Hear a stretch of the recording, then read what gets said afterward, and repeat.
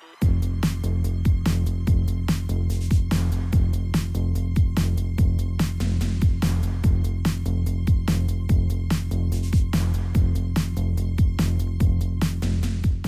and welcome to YCFT.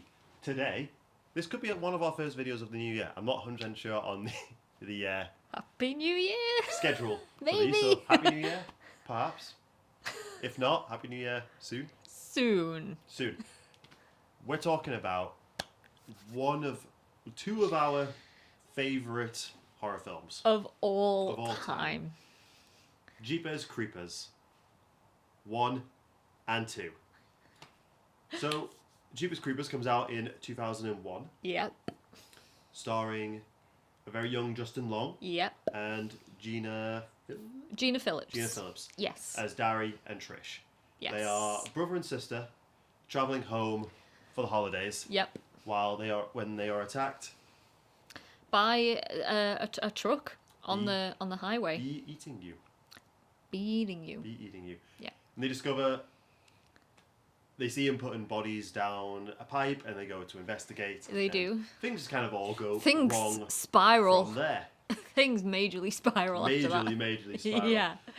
When I watched this film as a child, I don't know why I was allowed to watch this as a child, because I would have been. Yeah, me neither. Because I think it came on telly roughly around the same time as the second one.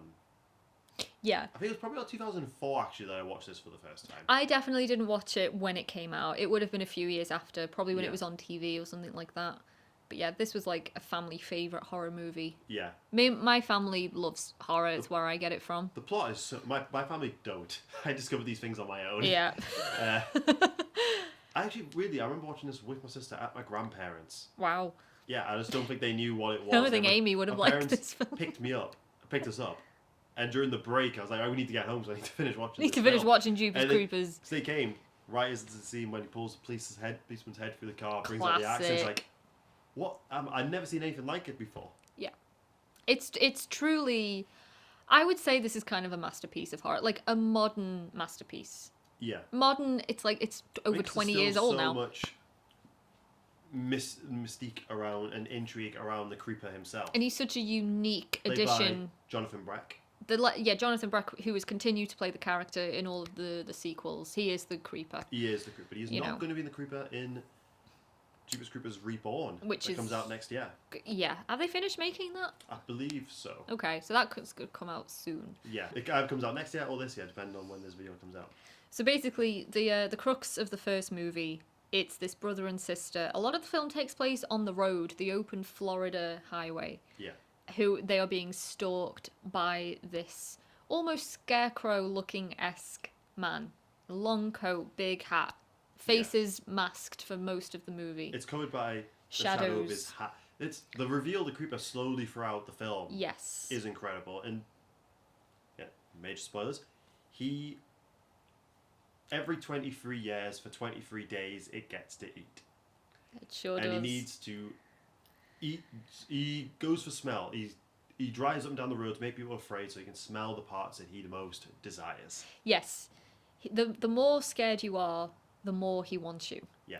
And which is a terrifying concept. A particular part of you.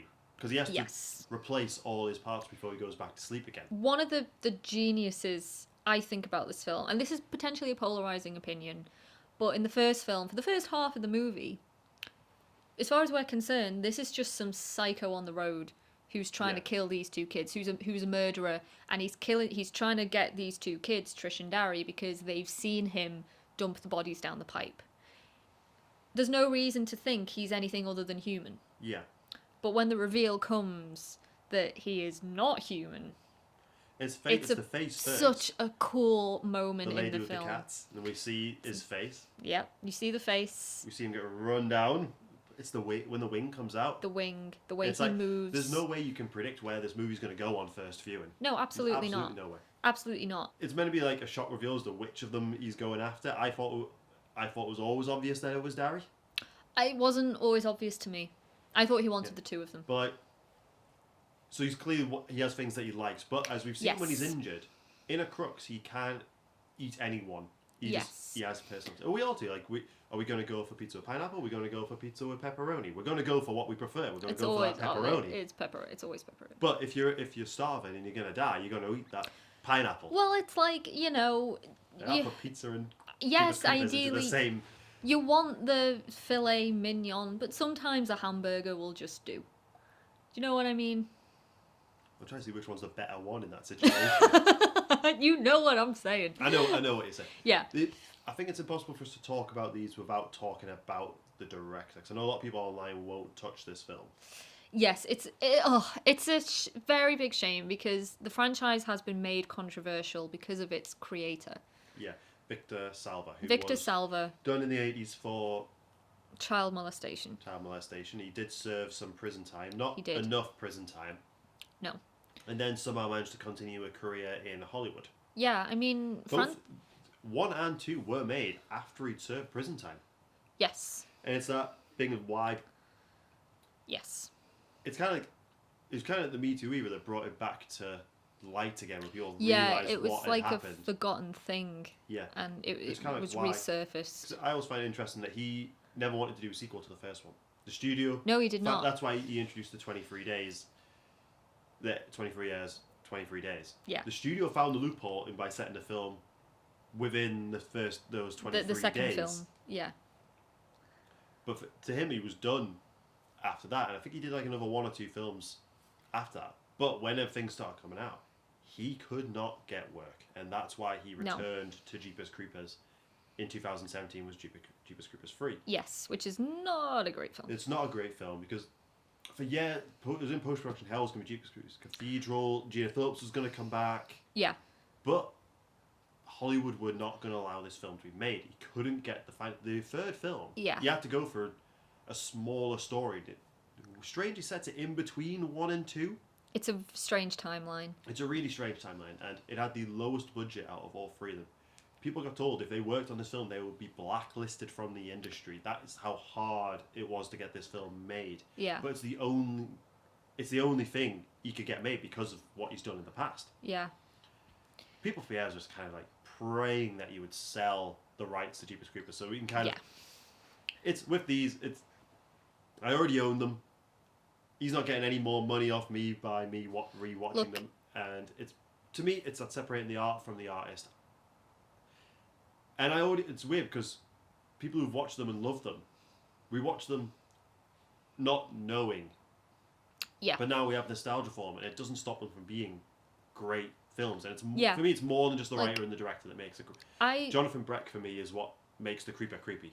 I totally respect if people would rather not touch these films.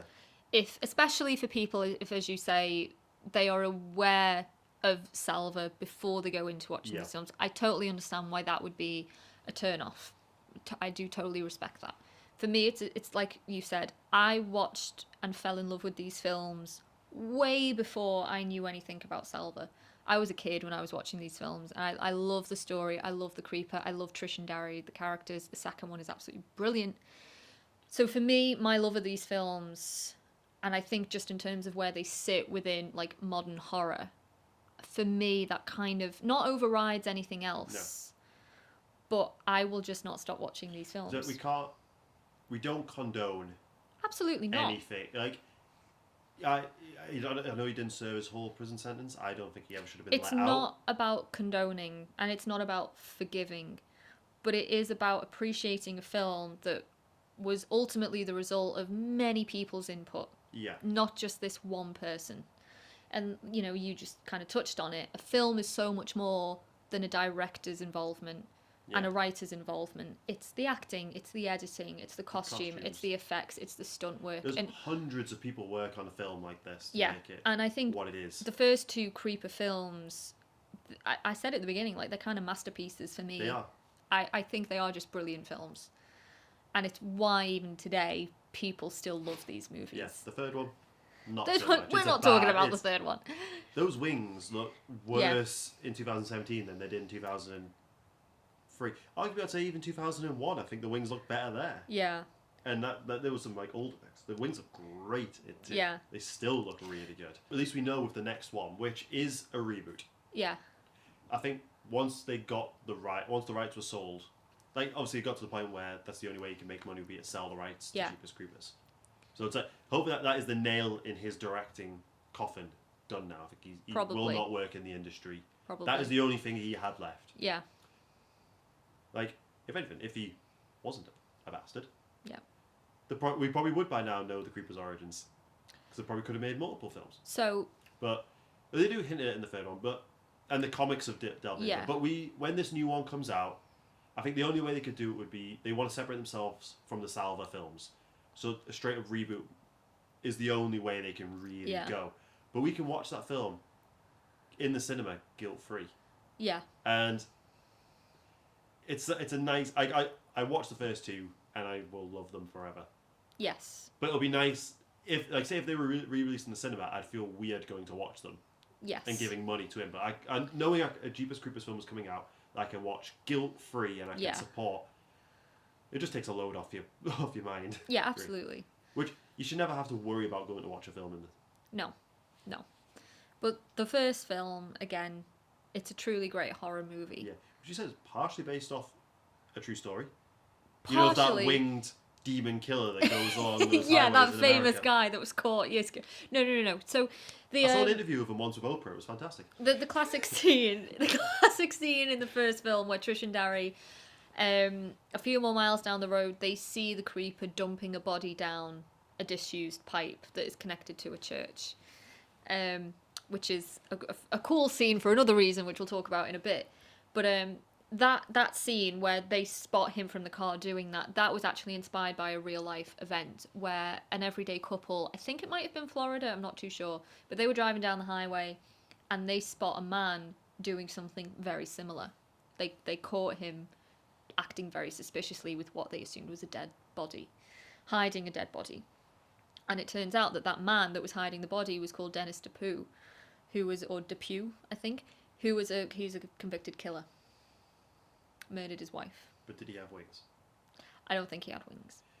Also, interestingly, that scene is the first time the cast saw the Creeper. That's why I think it's cool. So yeah, if you look at the actors' faces, Justin Long and Gina Phillips, they are just kind of dumbstruck at what they're seeing, and it is because it's the first time they're actually seeing Breck in the costume. Yeah, because they kept him separate for...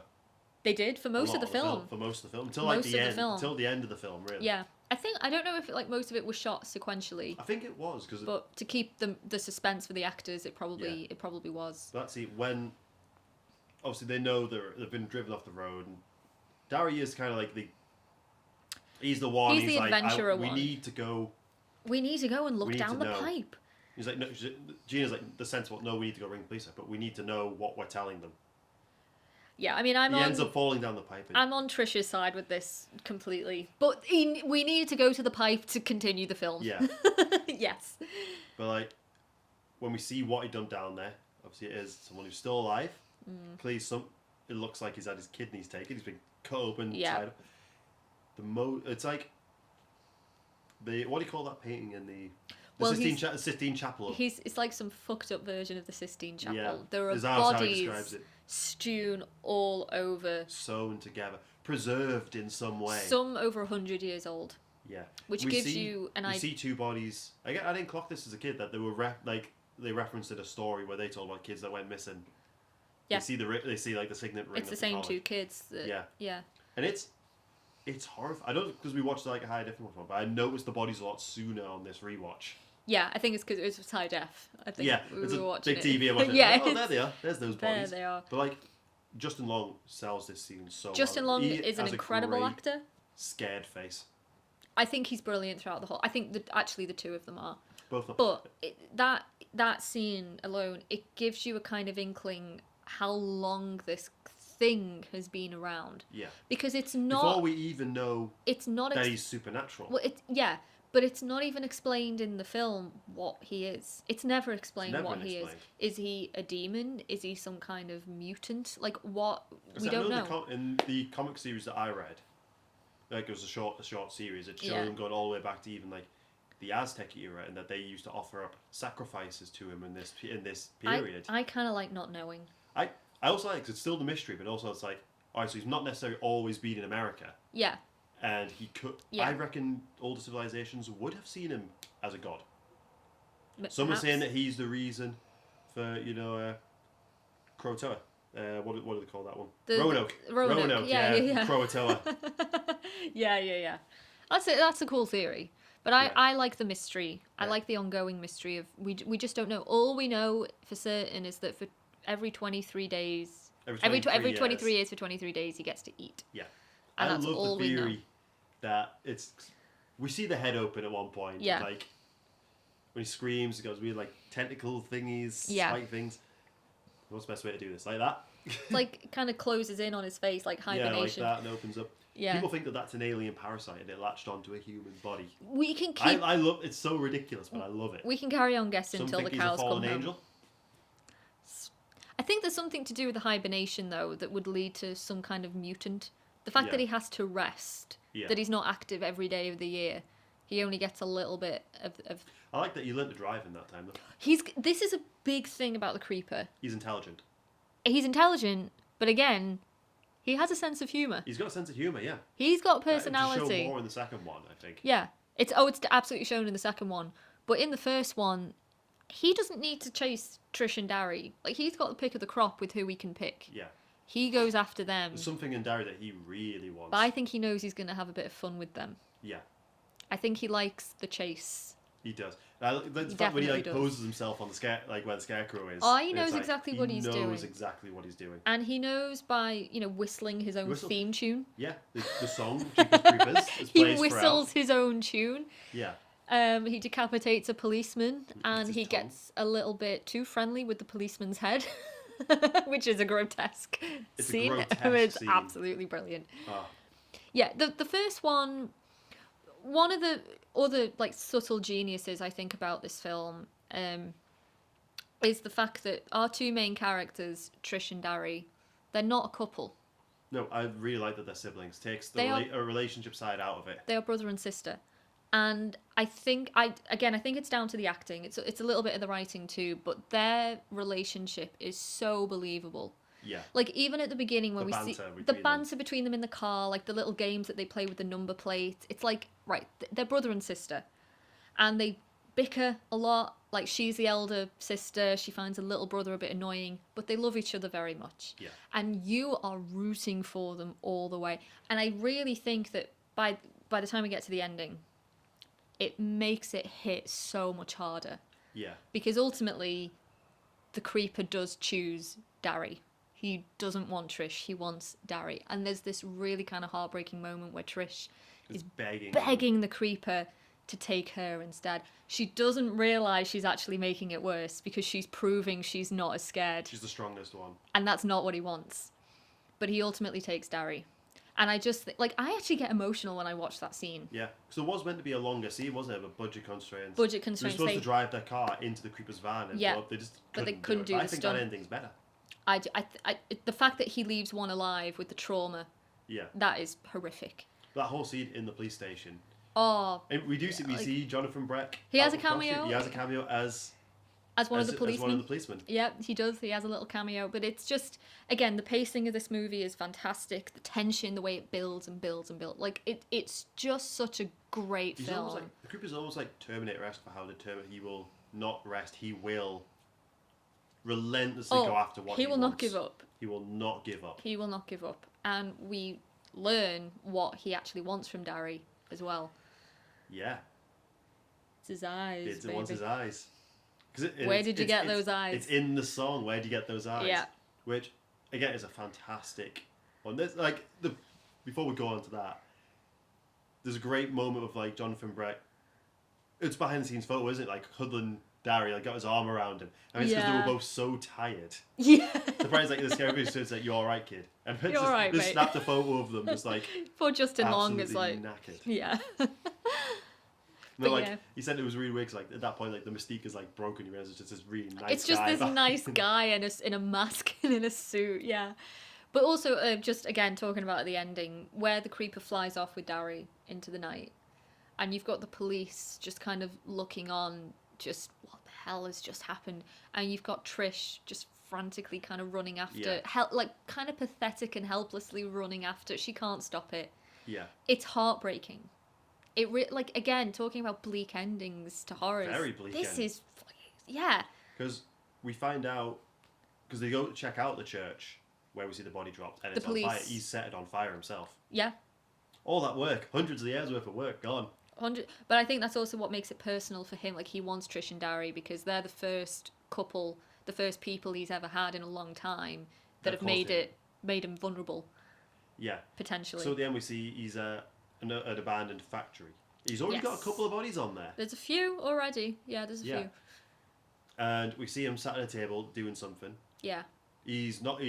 Well, interestingly, this is Justin Long in the costume. It had to be. Because we then see Dari's body strung up with his eyes missing, cut all the way through. The back of the head is gone. The back of the head is gone. And we see the creeper get up. Because we're just panning in on this. Yeah. Or dollying in on this look. It's really amazing prosthetic. Oh, it is. Justin Long. It is. And you see him walk behind, you see the eyes lined up, and we see Dari's eyes. Yeah. And that is, to do that, they had to get Justin Long in the costume. Yeah. Yeah. And I think he had a lot of fun doing it as he's well. posted a fair few photos on his Instagram. Yeah. Yeah. And it's one of those things, like, if you weren't sure of what he was taking, now that's what he wanted. He wanted, and also there's another character in the movie, a psychic, who we meet like halfway through the film, and she arrives at the police station because she wants to try and help Trish and Dari, but she sort of makes it clear that she knows. She's seen what has happened. She knows how this is going to end. She knows what the creeper wants. One of them screaming in the dark, and it's like, we don't see him get killed, but we know. We hear the screams in the dark. Yeah, he doesn't have a very good ending. No, it's horrifying. It is absolutely horrifying. It's a bleak ending, but it's. I don't know if I'm alone in this, but I kind of love the creeper so much that at the same time as like I want Dari to survive, I really want the creeper to win. Yeah. I think that falls on more into the second one. Yeah. Because the creeper is such a fun character. I think it's a testament to Breck and his. He acts really well through a lot of makeup. Well, it's also kind of rare like nowadays, where we have one actor consistently playing like a horror legend. Yeah. Brad Dourif with Chucky, Englund with Freddy Krueger. Yeah. It's like that. It's impossible to think of the character without also thinking of the actor. Breck is the creeper. Yeah. For me, and his personality shines through. In the teaser for the new film, we haven't seen the creeper yet. Yeah. And I think they're being careful to reveal it because they know people will miss Breck. Because he did return for like you said, he did return for the third one. Yeah. So I feel like he hasn't worked a ton either, and I feel like his career has sort of been linked to these films. Yeah, as well. I think so too. But from what I can gather, he's had a lot of fun working on these movies. Yeah. God knows what it must have been like in that suit in the Florida heat. Considering like the amount of screen time he has in the second one as well. Yeah. And moving on to Jeepers Creepers 2. This is most likely going to be a 2-part episode, I think. So we've been going for quite a while already. We've not even made it onto like the meat and potatoes of this thing yet. No. Yeah, we love the first. The first film is absolutely fantastic. And it's like I said, he's a horror icon that just doesn't get enough attention. No, absolutely not. But I'm hoping when the new film comes out, if it's done well, even if it's not done well, we still have the originals, which he now doesn't have the rights to, so we can watch them guilt-free as well. Yeah. They need to get the creeper right, and they need to not. There'll be a temptation to reveal more. Well, I think, am I right in saying that from what we've seen of the teaser, people are aware of the creeper? He's an urban legend. He's turned into an urban legend. So I think it's going to be a case of, without officially saying it, the first film has happened. Yeah. So it's like a reboot in the same world. Yeah. Maybe. So it's going to be set. It's got to be set 23 years after, at least 23 years after. Yeah. Well, it's almost been 23 years. It has almost been 23 years. Yeah. God. I know, right? All right. What, 20 years? Oh my God. 20 years since the first one came out? 2001. Yeah. Oof. But yeah, the first film, it's a truly unique, brilliant Even today, horror I think film. it's still a very unique film. It's one of those rare instances for me in a film where every component comes together. The setting is so eerily spooky. The actors are fantastic. The music is great. The big bad creature is truly horrific. Everything works, and the story itself is so, again, it's simple. Yeah. But it's so intriguing, and you are rooting for these characters all the way. So like it's I do recommend it as a film. And with that, that's the end of part 1. To be continued. To be continued.